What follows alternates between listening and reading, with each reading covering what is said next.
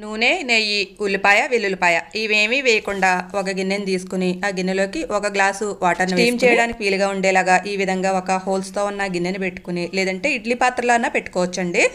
3 టొమాటోల్ని, కారానికి సరిపడగా 5 నుంచి 6 పచ్చిమిరపకాయలని, కొద్దిగా చింతపండుని వేసుకోవాలి. వేసుకుని దీనిపైన మూత పెట్టేసి స్టవ్ మీద పెట్టి గ్యాస్ ఆన్ చేసి నీళ్లు మరిగేంత వరకు హైలో ఉంచుకోవాలి. ఆ వాటర్ మరిగేటప్పుడు గ్యాస్ స్టవ్ని మీడియంలో పెట్టుకుని ఉంచుకోవాలి. ఇప్పుడు వేరొక స్టవ్ వెలిగించుకుని ప్యాన్ పెట్టుకుని అది వేడైన తర్వాత 1 నుంచి 2 స్పూన్ల జీలకర్రను వేసుకుని కొద్దిగా చిటపట్లు ఆడించుకుని తర్వాత 3 లేదా 4 ఎండుమిరపకాయలను వేసుకుని అవి కూడా కొద్దిగా వేడవనిచ్చి తర్వాత 1 కప్పు వేపుడు శనగపప్పుని వేసుకుని దీన్ని కూడా 1 నిమిషం పాటు వేయించుకోవాలి. ఇప్పుడు దీనిలోకి ఎండుమిరపకాయలు వేసుకున్నాం కదండి, అవి కారానికి సరిపడగా చూసుకుని వేసుకోవాలి. ఇప్పుడు పక్క స్టవ్ మీద స్టీమ్ చేస్తున్నాం కదండి టొమాటోస్ని, అవి ఒకసారి కుక్ అయ్యో లేదో చూద్దాము.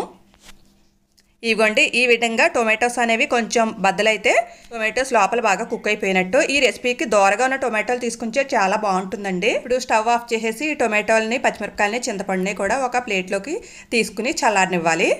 ఇప్పుడు మనం ముందుగా వేయించి పెట్టుకున్న వేపుడు శనగపప్పు అది చల్లారిపోయిందండి. ఇప్పుడు ఒక మిక్సీ జార్ తీసుకుని ఆ మిక్సీ జార్లోకి వేసుకుని కొద్దిగా సాల్ట్ని వేసుకుని రుచికి సరిపడంతగా వేసుకోవాలండి.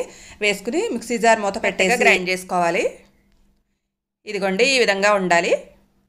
ఇప్పుడు దీనిని ఒక బౌల్ తీసుకుని ఆ బౌల్లోకి టర్న్ చేసుకోవాలి. ఈ పొడిని ఇడ్లీలో కానీ రైస్లో కానీ నెయ్యి వేసుకుని తింటే చాలా టేస్టీగా ఉంటుందండి. మాఘమాసంలో కానీ కార్తీక మాసంలో కానీ లేదా స్వాములకి భోజనాలు పెట్టుకునేటప్పుడు కానీ ఈ విధంగా ప్రిపేర్ చేసుకుంటే అన్నంలో కానీ ఇడ్లీలో కానీ కలుపుకోవడానికి అయితే చాలా బాగుంటుందండి. ఇప్పుడు దీనిని పక్కన పెట్టేసుకుని మనం ముందుగా స్టీమ్ చేసుకున్న టొమాటోలు కట్ట చల్లారిపోయి ఉంటాయండి. ఇప్పుడు ఆ టొమాటోల పైన ఉన్న లేయర్ని అంతా ఈ విధంగా ఒలిచేసుకుని ఆ ముచ్చికల దగ్గర ఉన్న దాన్ని కాస్త ఈ విధంగా కట్ చేసేసుకుని తీసేసుకోవాలి. ఇప్పుడు మిక్సీ జార్ తీసుకుని ఆ మిక్సీ జార్లోకి ఈ ఒలిచిపెట్టుకున్న టొమాటోలను, పచ్చిమిరపకాయలని, చింతపండుని వేసేసుకుని మిక్సీ జార్ మూత పెట్టేసి గ్రైండ్ చేసుకోవాలి. ఈ గ్రైండ్ చేసేటప్పుడు మూత అనేది కొంచెం గట్టిగా పట్టుకోవాలండి, లేదంటే ఈ టొమాటోస్ అనేవి చిందిపోతాయి.